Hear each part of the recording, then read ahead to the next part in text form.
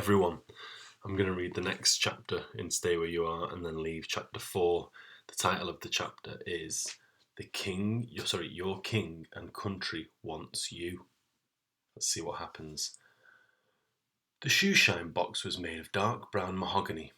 It was twice as long as it was wide, with a gold-coloured clasp to unlock the lid from the base, which, when opened, revealed 3 compartments within.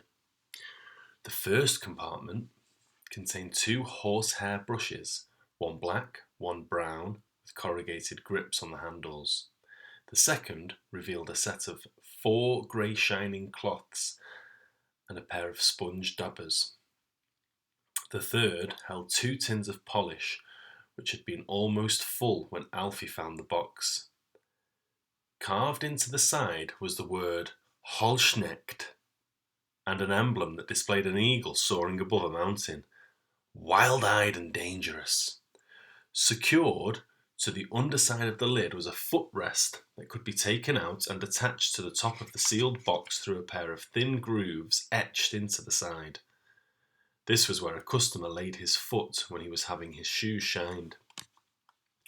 When Alfie first brought the box back to his own bedroom, he had stared at it for a long time, running his fingers across the elegant woodwork and taking careful sniffs of the polish, which sent an irritating tickle up his nose.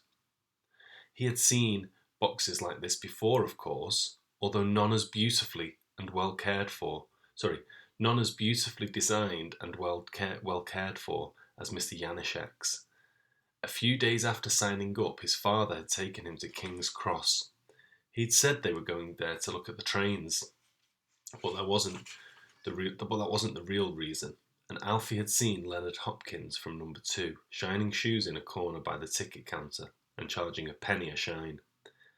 It seemed to take him a long time to finish each shoe, though, for every time a pretty girl walked by, Leonard's eyes followed her, as if he had become hypnotised, and only when his customer tapped him on the head did he turn back again. The last anyone had heard, Leonard was stationed just outside Bruges. He'd been in a field hospital for about 3 months before being sent back on active duty. He wasn't even 17 yet.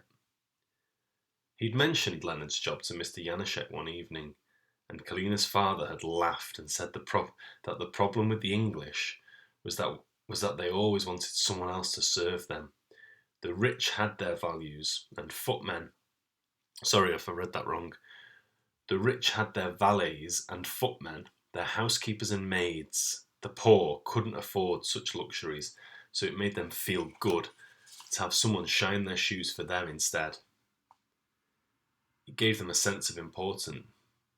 But there are some things which we can all do for ourselves, Alfie, Mr. Janaszek had declared, lifting a shoe in one hand and a brush in the other.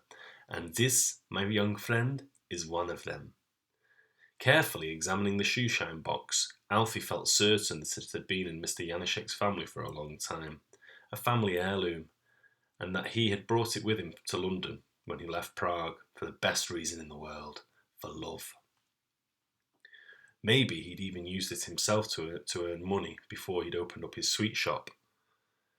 Or maybe he'd simply held on to it to shine his own shoes. It was true that Mr. Janaszek was always very well turned out. He was famous on Damley Road for his dapper appearance. "It's his European blood," Margie said to Mrs. Milchin and Mrs. Welton one afternoon when she was finishing some ironing for Mrs. Gordley Smith, who lived in one of the posh houses just off Henley Square, and whose washing Margie had started to take in for 2pence a load. Every basket I get through Alfie is another tea on the table for us.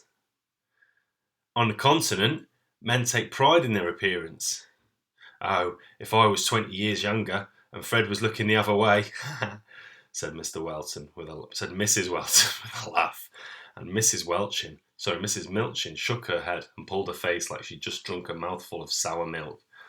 "I don't like to see a man society," she said. "If you ask me, that Mr. Janaszek is not to be trusted." But then Mrs. Milchin had taken against him long ago on account of his accent. That was just who she was. She didn't like foreigners. Alfie didn't like to think that he was stealing Alfie didn't like to think that he was stealing the shoeshine box. He preferred to think of it as borrowing. He knew that stealing was a bad thing. David Candlemas from number 13 had nearly gone to jail for stealing coal from the shed at the back of the Scuttworth's house, a scandal that had set Damley Road aflame for weeks.